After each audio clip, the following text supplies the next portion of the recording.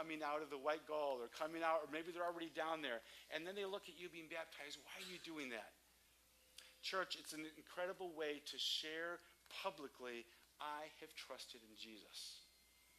Maybe you have questions. I'd love to talk to you afterwards or talk to Pastor Ryan.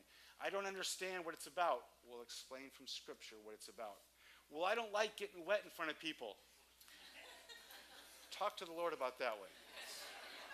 Because if he calls us to be baptized, he will give you the strength to be baptized. He does it every time. And I love, if you've ever attended a baptism before, the faces of the people when they come up out of the water. And almost without exception, every one of those people was fearful beforehand about getting wet in front of a whole bunch of people. And when they get baptized and come up out of the water, that is the last thing on their mind. And what an incredible joy is shown simply by saying, I follow Jesus. I'm trusting in him and will obey in this way. August 4 is when that will take place. But anytime between now and then, if you have questions, if you want to sign up so that we can start putting some numbers together and making some plans, we'll be down there for the entire service on August 4th moving forward. Speaking of locations, I'm getting some feedback up here. Do I use a different? I'm on green. Speaking of locations, as you know, there are a lot of different things construction-wise going on here, and so we're trying to navigate this as well as we can, realizing that there are a lot of moving parts. One of those moving parts, as you may have heard, is that soon we will be out of the sanctuary because they're going to be doing a lot of work in here, moving walls, changing things, improving things, et cetera, and so we're going to need to be out.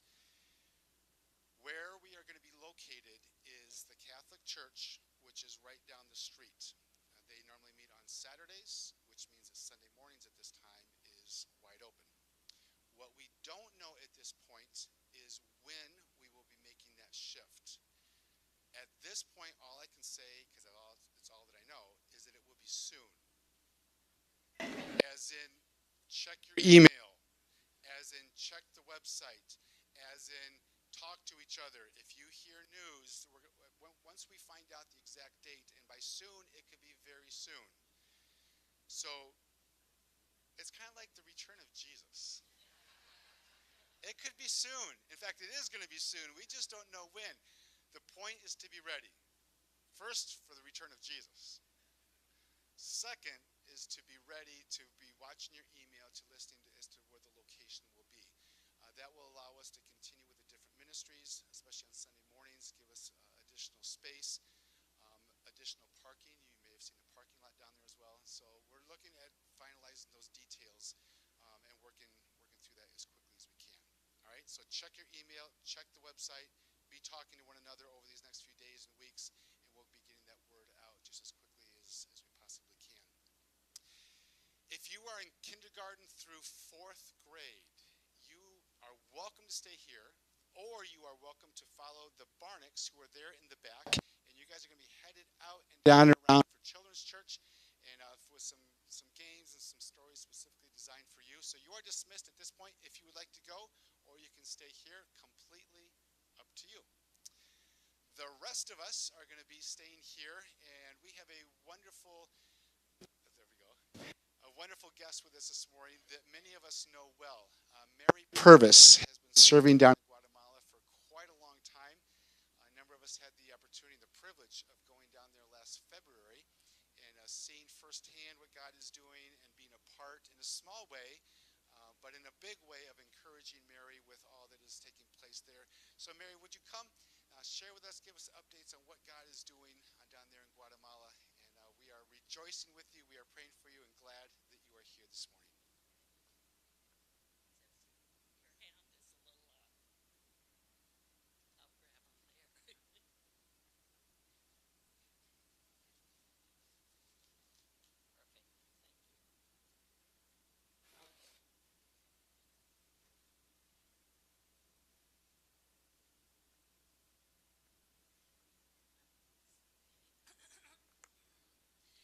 Community Church of Fish Creek. So wonderful to be here today. Last time I was here, I think there were half this many people. So when I got up here, I'm like, am I really in the right church? It's wonderful to see everybody. Um, a lot of you know me, a lot of you don't know me. You're like, who is she? And you know what? I could have stayed home and slept this morning. But hopefully not. Hopefully by the end of this, you'll be like, I'm so glad I went today.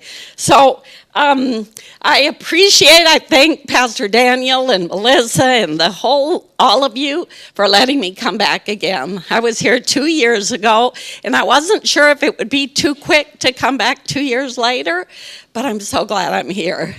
Everything's been wonderful. They took me yesterday to a fish boil. I've never had a fish boil in my life.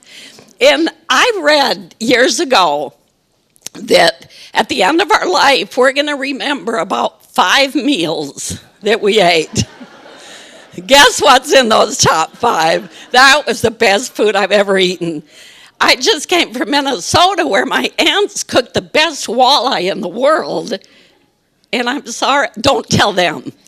Oh, I hope they don't watch this online. Okay. This food last night was so good. It beat the walleye in Minnesota. It was so good. And so thank you to whoever was willing to take me to eat that.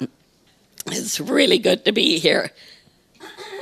I don't know if anybody else, I think it's my age. I'm getting older now, and so things happen with your body that didn't used to happen.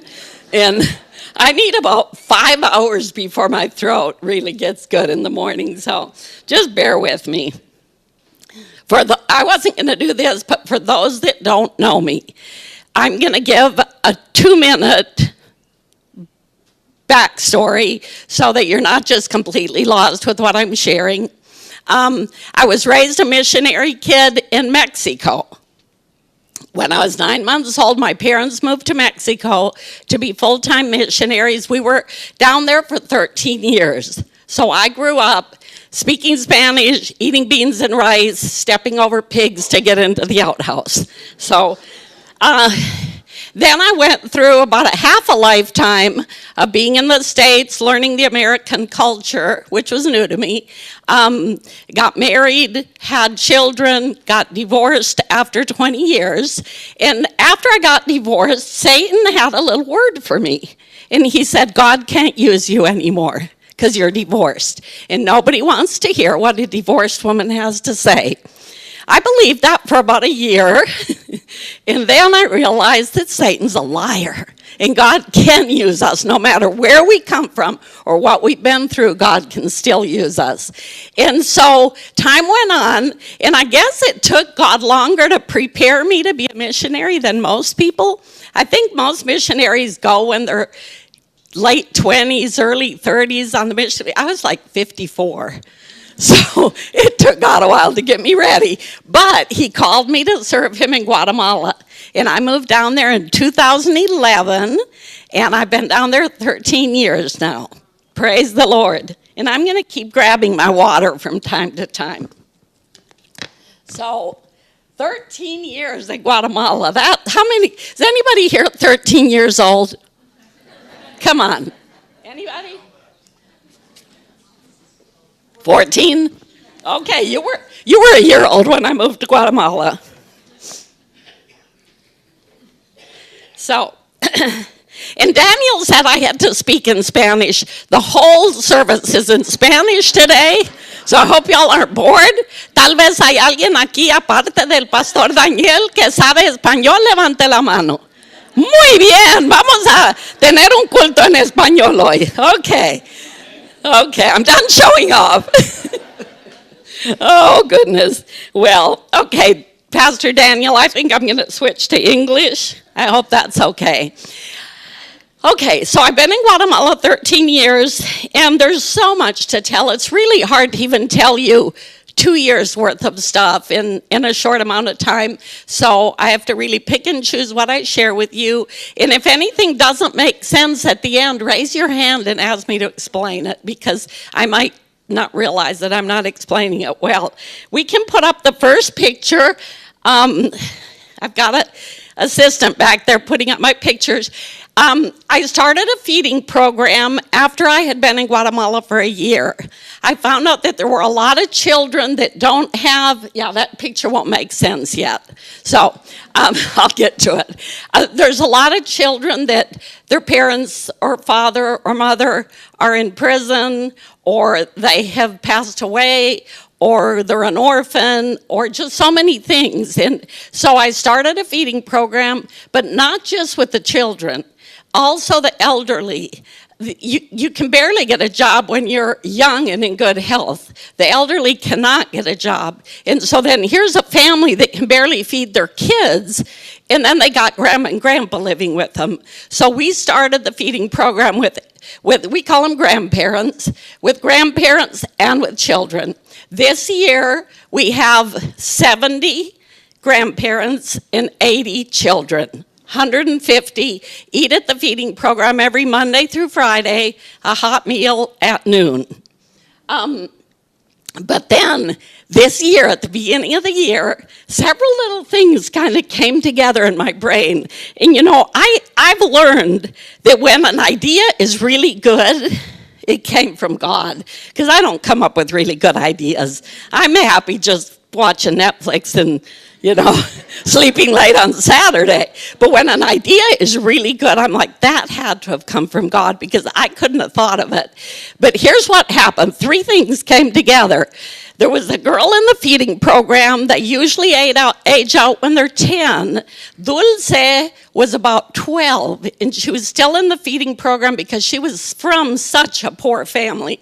And if she didn't eat at the feeding program, she might not eat that day. And I didn't have the heart to make her leave the feeding program. But then I found out she cannot read. She's in 4th grade. She's been passed from 1st grade, 2nd grade, 3rd grade, 4th grade, and still can't read because the teachers just keep moving her along. And so that's in my brain, Dulce. Then a lady in California that doesn't know me, she just heard of me, and she's a school teacher with Hispanic children. She sent me about 30 books for preschool, for like elementary school, picture books with, you know, good reading books. And I got them, and I'm like, well, what am I going to do with these? All in Spanish, of course. And then I visited my grandson for Christmas, and he had a reading nook in his closet. So those 3 things came together in my brain, and I said, I'm going to make a reading nook in the feeding program. So those of you that went down last February, a year ago, February, there was no nook. These are the cooks from the feeding program helping me decorate and get ready. We painted the floor so it would be obvious where the reading nook was. We used a table that was for babies that we weren't using anymore because 3 years old and up, and the books. And we opened a reading nook in the feeding program this year, and it's been wonderful. Next picture will show you some of the kids reading at the reading nook. And it fills up. That is just a few kids, but some of the pictures you can't really see real well because there's so many kids in there. There's also a little boy named Adrian, and I wish y'all could meet him. I'm a crier, by the way, y'all. His mom died last year, and he's 3 years old now, and I haven't seen him smile since his mom died. He doesn't have a dad in the picture, so the rest of the family just kind of absorbed him into their life. And he loves the reading nook, but he doesn't know what to do. He's only 3. And I noticed him one day just kind of standing around with a little book in his hand and not smiling and just real serious. And so I caught his eye, and I went like that and called him over. And I don't think anybody had ever read that child a book. They probably don't even read their kids' books there. I don't know. I put Adrian on my lap and read him the book, and he obviously didn't know what I was doing because he just had no clue about turning pages or counting, or talking about the colors. And now, every day when he's done eating, he goes over and picks a book, and then he waits and watches me until I see him. And then he comes over and sits on my lap, and I read him a book, and I hug him, and I kiss him. And what I decided, and what I knew already, the feeding program is really not about food. It's not about food. It's about a whole lot more things. Giving love, being able to show love. When teams come down there, you get to see the kids and hug the kids and love on them. And it lets me know when somebody's sick in the community or when somebody dies in the community. It's my in to the community. And so that's been really good. Unless you think that the feeding program is perfect, sometimes the kids fight. Kids in Guatemala fight too. Do you guys fight? I won't tell you how old I am, but you probably already did the math. 54, 13, oh my gosh. Okay, don't get your calculators out.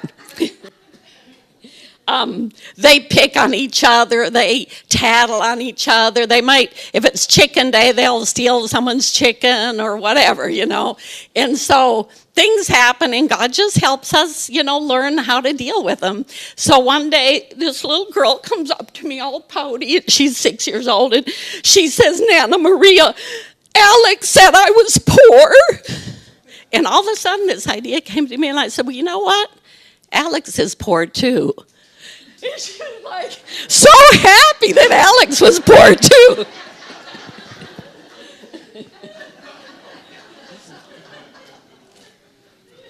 So that kind of made her day. Okay, let's see. La Fuente, we built an outreach center. And this is a long story, and I'm not going to tell it. But I argued with God. He wanted me to build an outreach center, and I said no. Have any of you ever said no to God? You don't have to raise your hand, okay.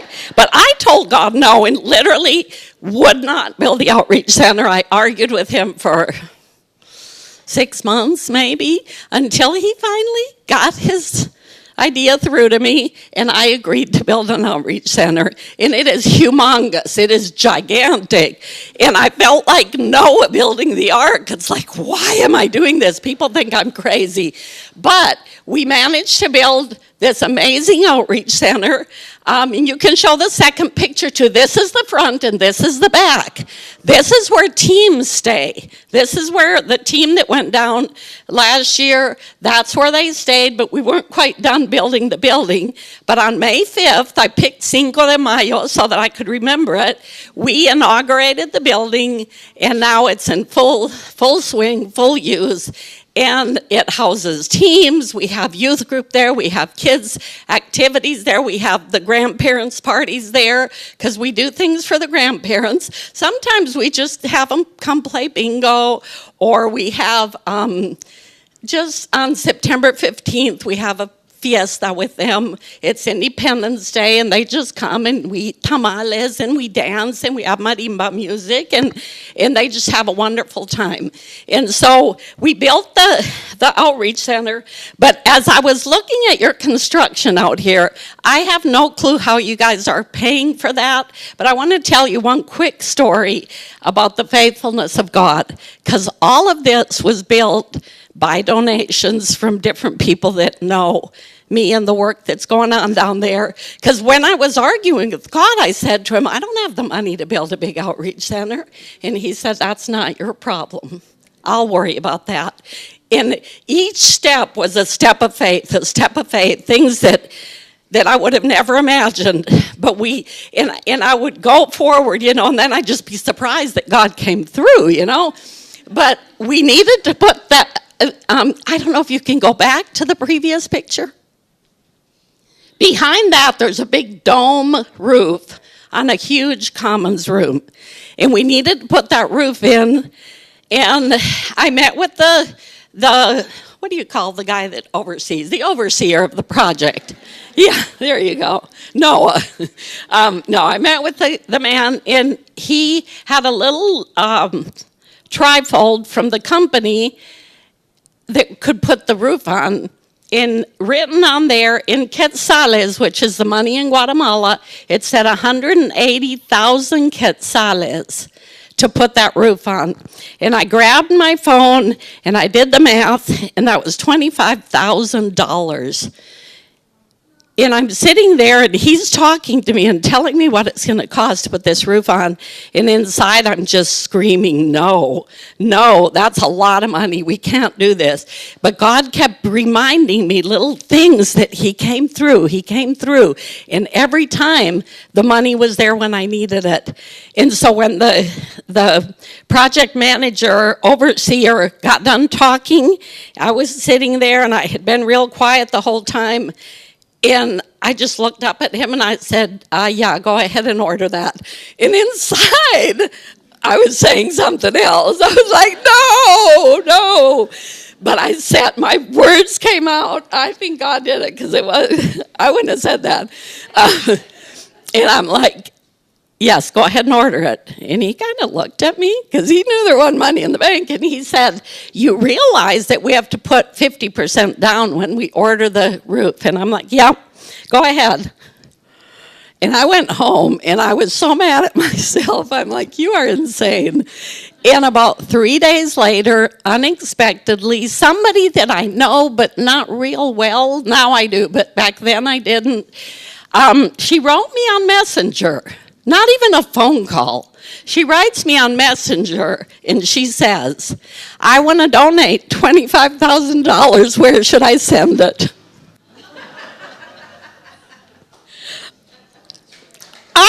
Yes, may God get the glory. I was shocked. You know, we trust in God, and and then when he comes through, we're shocked. I was shocked.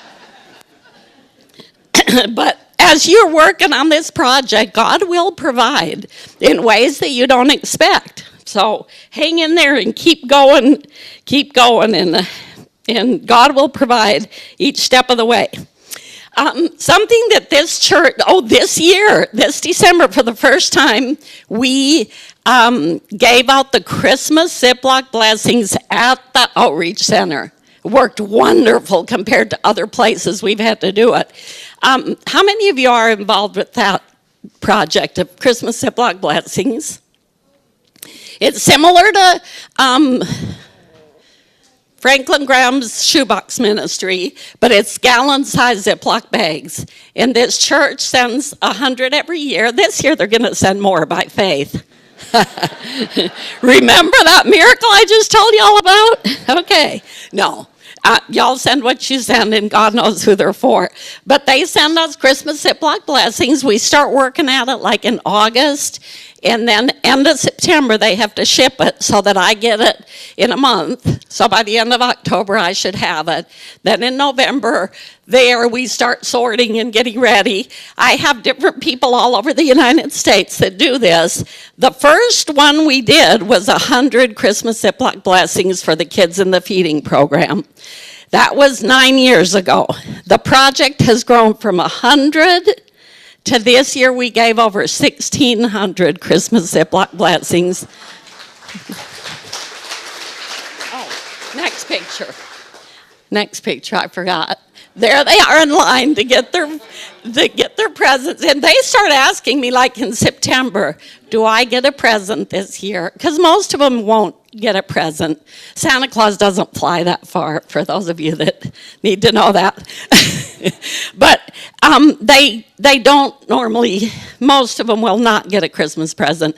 So in September or so, they start asking, will I get a present this year? And it's so wonderful to be able to tell them, yes, you're going to get a present this year. So it's a big deal. We also do our biggest outreach of the year.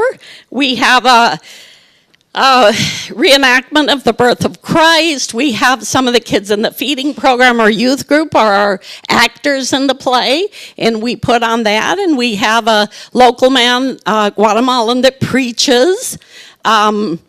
We have singers, sometimes dancers with, the the banner things that you wave around and all that. So it's quite a big deal. And then at the end, we give the gifts and usually tamales. So it's a wonderful opportunity, and thank y'all for being part of that, because I can't come up with 1,600 gifts. We also use some of those. We go to different remote villages that just, Rio Negro we have to get to by boat.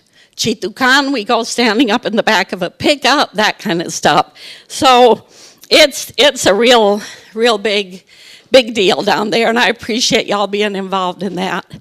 The other thing that we have is a youth group. We started out in 2017 with the youth group, about 80 teenagers from the village of 1,200. It's not that big of a village, but we had about 80 in the youth group, and everything was going along great. It was growing. It was wonderful. We were so happy with it. And then they started drifting to the United States. And every day, every week, one or two of them is gone. They don't say goodbye. They just take off, and next thing you know, they're in Louisiana or Alabama or New York or whatever. And that's been a little bit hard. Now we've only got, next picture is the youth group. We've got about 35 that faithfully come to youth group. At the end of the year, I always like to come up with something really good to share with them. And last year, nothing would come to me. And then God had this amazing idea. There it is again. God comes up with great ideas. I wasn't even thinking about the youth group at the moment, but this idea came to me because they're coming to the States. When they come, they're coming through Mexico. They get a coyote, is that how you pronounce it in English? Coyote. And they pay somebody to take them, and sometimes they switch from one person to another. It's kind of a train of people that gets them up here and crosses the border. A lot of them, if they're under 18, they can just walk across the border and turn themselves in, and we accept them in our country.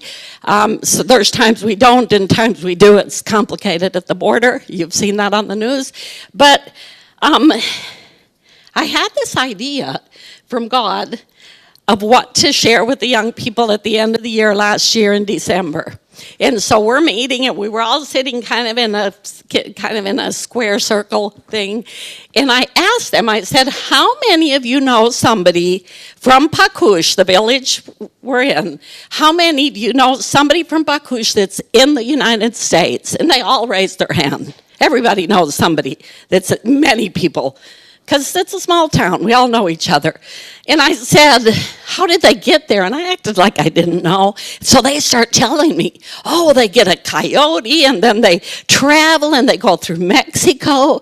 And I'm like, wow, do you think they could find their way to the United States alone without the coyote? And they're like, no, we don't know the road. And I said, you know what's weird is I'm from the United States, and I could not find my way from here to the United States without at least a map. So I said, we need help to get where we want to go. And we talked about this for probably 10 minutes. They were very engaged. And we talked about the dangers along the way. And just, it's better to go in a group because you give each other support and the things that can happen. And then I said to them, I want to be your coyote. And they were like, and I said, but not to get to the United States. I want to show you the road to heaven. Wasn't that good of God? That was so good. And so this year, our focus has been Bible verses. They're memorizing Bible verses. I'm having speakers come in and talk to them, and we're really focusing on what is the path to get to heaven. Down there, they understand paths. There's the good path and the bad path, and so we're showing them the good path. And, it's really working out great, and I thank God for that wonderful idea. The youth group is just coming right along, and God gives those ideas so that we can continue reaching people for the Lord, which is the whole reason that I'm even down there. The The last picture I want to show you, do you know any of those people? There they are at the feeding program. People from Community Church of Fish Creek. They were there for Valentine's Day 2023. Okay? We had a nice Valentine's party for the youth group and loved on them and just had a great time. The memories of that trip were really wonderful, and we had a great time. It was great to have them there. I was kind of hurting from my knee, and then I ended up getting my knee replacement, and now I have back issues and the other knee, and I'm like, it's either my age or something, but, we're working away. But something that I don't know if other people do this, is that it seems like every year there's like a new verse for the year. I don't know if that's a thing or if it's just me, but God will give me a verse for the year or whatever that I just really ponder more and think about it and see it happening. And the thing for this year has been that God can use anybody. It doesn't matter how short you are, how tall you are, how fat you are, how thin you are, how young you are, how old you are, if you're black or white or Chinese or what, God can use you. And I just think of so many people that I personally know. The ladies that started Christmas Ziploc Blessings are basically unknown people. You've never heard of them. They've never done anything famous. They live in a town in Minnesota of 103 people the last time they did the census, and they started Christmas Ziploc Blessings that has now grown to over 1,600 gifts. My dad, who was 92 when he published his first book. God can do such amazing things. We're not too young. Even on Facebook, Messenger, Instagram, TikTok, we can touch people. We can, I look at y'all because y'all are young, okay? Some of these people might not even know what Instagram is. But maybe they do, I don't know. But sometimes I can be messaging WhatsApp. Do y'all use WhatsApp? They use it a lot in Guatemala. I might be texting with someone in prison half of the night because they want to commit suicide. And I'm just there texting them and giving them verses and encouraging them and helping them through the night. That's the work of the Lord. It doesn't have to be up on a pulpit. It doesn't have to be a reverend. It doesn't have to be a missionary. We're all called to be missionaries. And there's that Bible verse that says, "Go ye into all the world to preach the gospel." You know what I found out, and maybe you guys were quicker than me. I maybe am the slowest one in the class, but I always thought that verse was for Americans. Go ye into all, but no, the Guatemalans are called to go ye into all the world. I may go to Rio Negro and share the gospel, but then they have to go to other places, other villages, other places that I'll never go to. People from Africa, people from the Philippines, they have to go too. We are all called, not just the pastor, not just the missionary. We're all called. In Community Church of Fish Creek, you guys do so many amazing things. You're all missionaries. And each one of you has a different experience that, maybe you're a widow. You can reach widows in a way I can't. I can maybe speak to someone that's divorced at 40 years old because I've been there, done that. You may be, I don't know what you've been through, but we're called, and it doesn't have to be real complicated. It doesn't have to be scary. Just share what you know. Share what you've been through and just encourage people. Even if it's just John 3:16, for God so loved the world, things like that. So I just encourage you each to not be afraid to reach out when you get a chance. And I want to tell you one last story in closing. I don't have a picture for it, but this is my final story. I don't feel like I'm anybody special. if you knew everything I did in my life, you would be like, she's a sinner, saved by grace. Hallelujah, we all are, okay? But God gives me such good opportunities to help people and to I don't even know how to say it. But last December, I found myself needing to get from Fairhope, Alabama to Montgomery, Alabama. It's about a 3-hour drive, but it was Christmas Eve. I had been looking for about a week. I couldn't find anybody that was heading that direction for Christmas that could just take me in a little bag and drop me off somewhere. And so it ended up, I had to buy a bus ticket on Greyhound. I was like, I've ridden enough buses in Guatemala, but okay, Greyhound is probably safer than what I've been on in Guatemala. So I bought a ticket on Greyhound, and I paid $7 extra to pick my seat, because I wanted to pick my seat. I liked the window.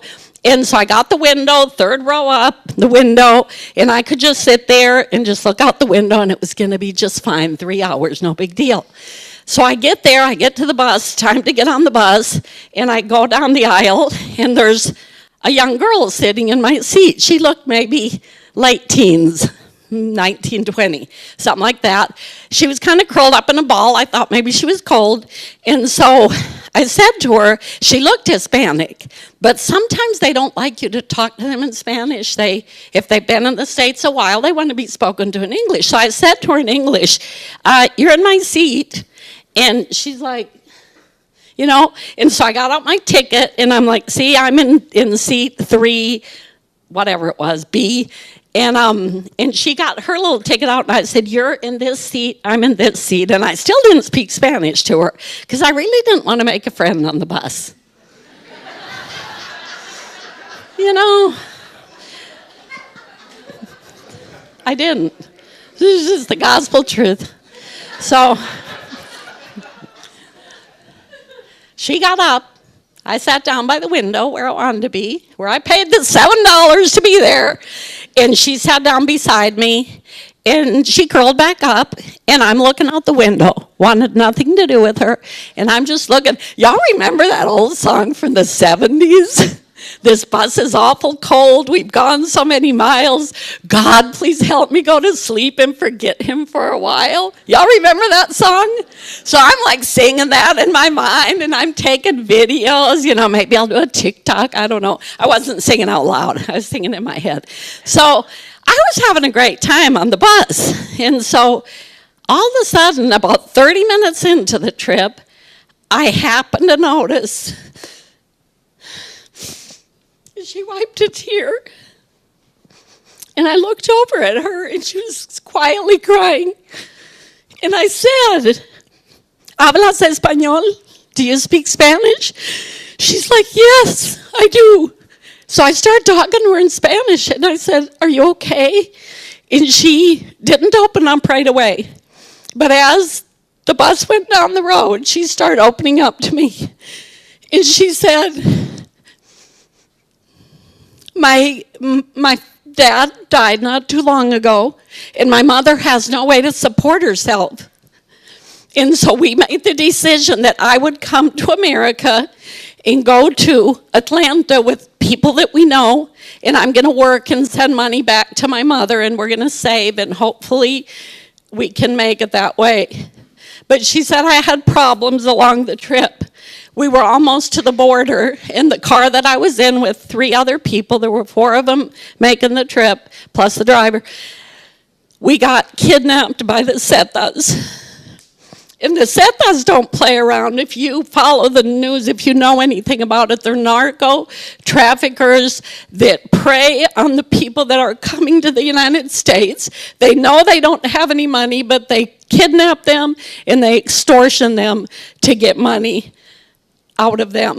And it's a constant flow. There are people right this minute where she was sitting, and she was kidnapped for 5 days. She was terrified. She didn't know if she was going to live or die. They gave them no food or water. What food or water they had in their backpacks is what they had, and they didn't know how long they'd be in there. And then they had to start hitting up family members to pay the ransom for them to get out.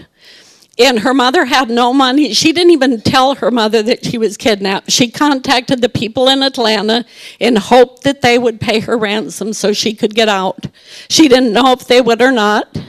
One of the guys, not the one in the car with her, but that was at that house kidnapped with her, his ransom was not paid. And I won't say any more. And she saw that. The kidnappers would eat in front of them, and the girls could earn their food if they wanted to. She chose not to, so she was hungry, and she had been out of being kidnapped for 18 hours when she was sitting next to me on the bus.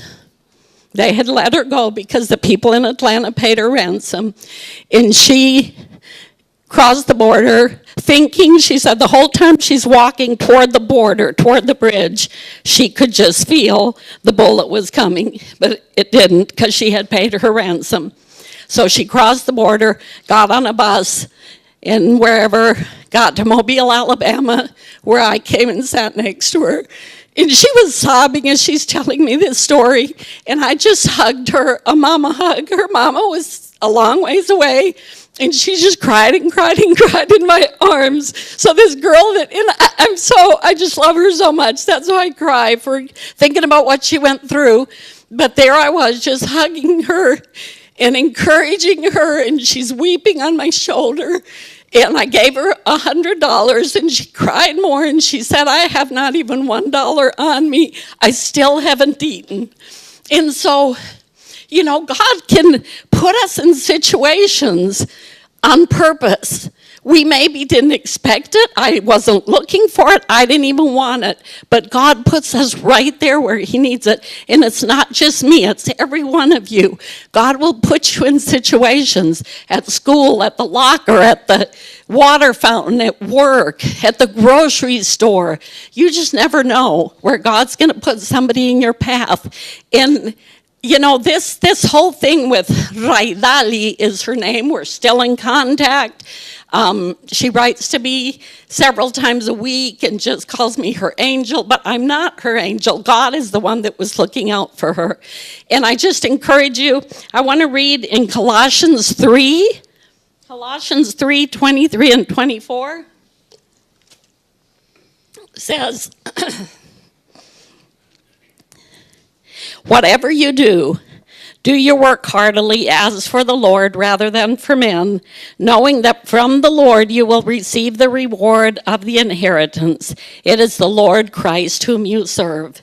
And I know I've heard Pastor Daniel preach this before. We're all called to be missionaries. So don't think I'm anybody different than you guys. I'm just a divorced woman that God happened to call to Guatemala, and he uses me, and I appreciate that, and I thank you for letting me come today. I love you guys with all my heart and appreciate the 13 years you have supported me in Guatemala. God bless you.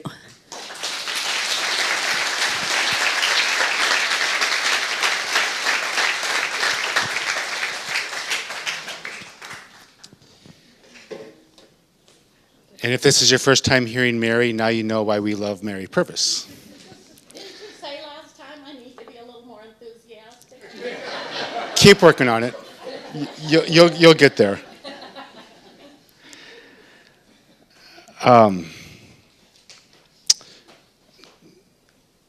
Normally when people are sharing up here, I'm taking notes about whatever. And I write 2 words at the top. Show up. Show up. She showed up at seat 3B, maybe moved to 3A. I'm not sure what happened there. But she showed up even though she didn't want to, and God used her. We talk about God using us. Sometimes God just says, just show up, rather than waiting for lightning bolts to hit. Just show up. Show up at the Thailand meeting on on Monday and see what happens. I don't know what's going to happen, but show up. I'll probably get in trouble with the missions team on this because there's nothing in the works about another trip back to Guatemala. But Show up. See what happens. Or how about Tuesday night at Bridges? Show up. See what happens. That neighbor that you've been, we need to go talk to them.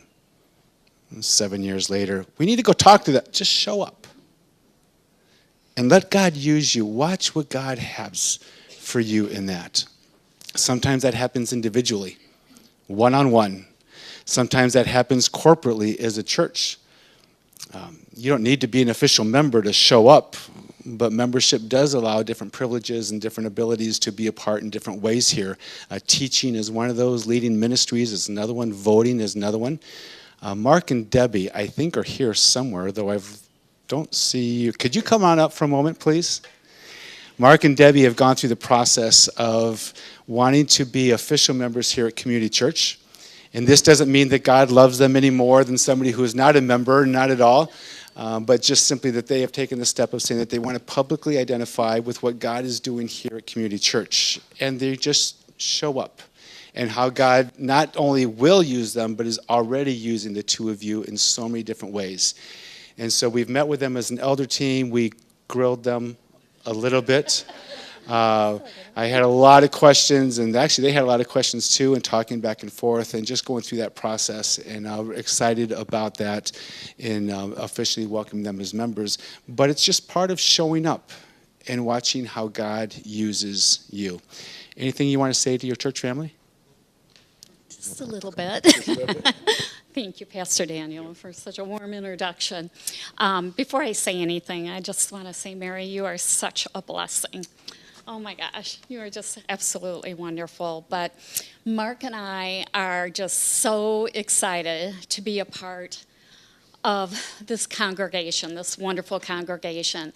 And we want to continue our faith and grow within the church and everybody here. So thank you for everything. And I think Mark wants to say a word. We have to follow Mary. I know. I was like, No, we're honored, grateful, humbled a little bit of becoming members here at Community Church. The moment we walked into this church through those doors, we had a profound sense of belonging.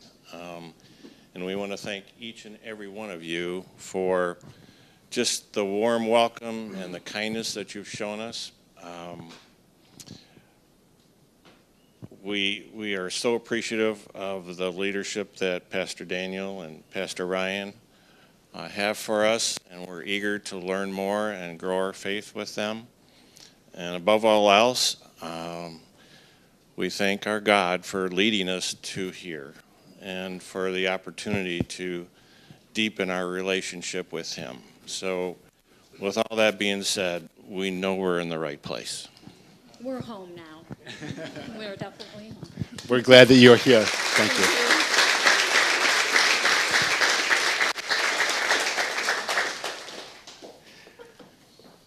Mary at one point mentioned being insane when she made certain decisions, not knowing where the money was going to come from. I think God loves insane people because we're definitely not trusting in ourselves.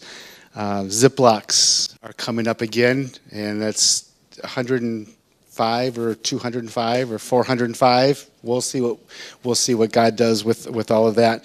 But excited to be a part and to show up in that way. To show up in being part of what God is doing and using toys to share Jesus. It doesn't get better than that. In a little bit, when we're dismissed, there'll be some baskets at the back. If you want to give specifically to Mary and to the ministry there in Guatemala, you're welcome to do so. We do so as a church as a whole. But if there's something specific that you want to designate her way, just put Mary Purvis on the check, or the cash will be just routed to her as well, if you choose to be a part in that way. Melissa and I have a friend who for decades has lived in intense pain. In and out of the hospital, in the hospital more than out. Many physical issues, the need for constant care in every way. Her husband left a thriving and a growing ministry to care for his number one ministry, his wife. In recent months, there have been new and increased physical issues. Once in the hospital, then rehab. She was just released to go home. Her daughter was given an update on her mom. So her daughter writes this about her mom. She says, in closing, despite pain in speaking, Mom dictated this note to me to share with you, and these are her labored words. She says this, I'm finally home. But not my forever home, she says. In recent months, I could have gone to my forever home, but I'm still here. Thankful for your prayers. The Bible admonishes us to finish the race well. But I can only imagine myself flat on my face at the finish line. But the Bible also says, he who endures will be to the end will be saved. I don't believe it's about how beautifully or how well we run or finish. It's about faithfully enduring to the end. I'm learning to endure. I may not leap into eternity, but I want to faithfully endure to the finish line. Thank you for cheering me on, she says. Whether you're in Guatemala or Thailand or Bridges or that neighbor across the street, whether you are in the easiest of situations or the most difficult of situations, whether you have 10 fingers or less than that, church, let's finish well. It's a daily commitment of showing up and saying, God, use me today. Not, well, I'm just going to sit back and let Mary do it. She does really well. She speaks Spanish. I'm guessing at one point you didn't speak Spanish. And she just showed up. And now we see La Fuente taking place. She mentioned last week we were there over Valentine's Day, which also happened to be Sharon Young's birthday. Sharon is a little older than 15. If Sharon can do it, so church, show up. Ask God today, or maybe you already know, God, where do you want me? And just take that step forward and be insane as Mary was. Be insane and saying, I'm going to trust. You know that verse, trust in the Lord with, and lean not on your own understanding. In all your ways acknowledge him, and he will do what? Show up. Let's stand, right? Father, as we close our time together as a church family here this morning, we are so grateful to you because Jesus showed up on earth. And Jesus showed up at the cross as much as he didn't want to, knowing not just the physical pain, but knowing that you would turn your back on him because he had on himself our sin. And yet Jesus showed up out of love. And we are so and eternally grateful. Father, may we as followers of Jesus, even today, not just, well, let's wait till this week starts or wait till July, but Father, may we today just take steps in those ways of trusting you, of being insane for the cause of Jesus and watching how you use us. We don't know, and that's why we trust you. We don't know because we are bound by time and you are not. So we trust you and we love you. Father, as we go, may we be the church that you have called us to be, with the attitudes, with the perspective, with the outlook, with the words, Father, may we be your people. And may our world look at us and ask questions. And may we faithfully and boldly proclaim the great news of Jesus to all who will listen. We love you and we praise you in Jesus' name. Amen. Two very quick things. The Wednesday Bible study just this week is canceled. And I saw a little bit ago there was cake outside. Have a great day. Let's be the church.